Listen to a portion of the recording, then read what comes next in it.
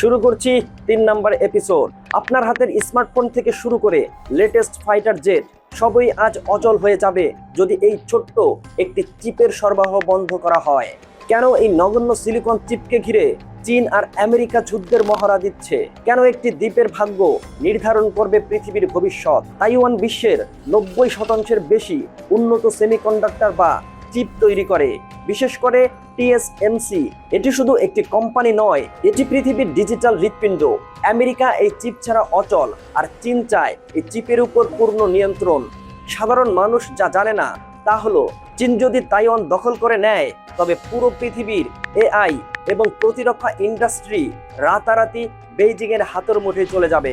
একে বলা হয় সিলিকন সিল্ট।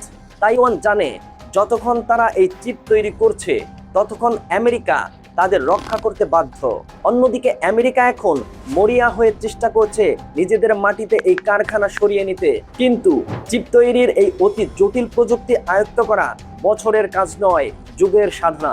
তাইওয়ানে একটি ছোট যুদ্ধ মানেই পুরো পৃথিবীর প্রযুক্তি বাজারের ব্ল্যাকআউট। ভবিষ্যতের যুদ্ধ আর শুধু সীমান্ত বা তেল নিয়ে হবে না, হবে ডেটা আর প্রসেসিং পাওয়ার নিয়ে। যে দেশ চিপ নিয়ন্ত্রণ করবে সেই দেশেই হবে পৃথিবীর ডিজিটাল সম্রাট। এই যুদ্ধের আজ কি তবে আপনার পকেটে থাকা ফোনটিতেও লাগবে?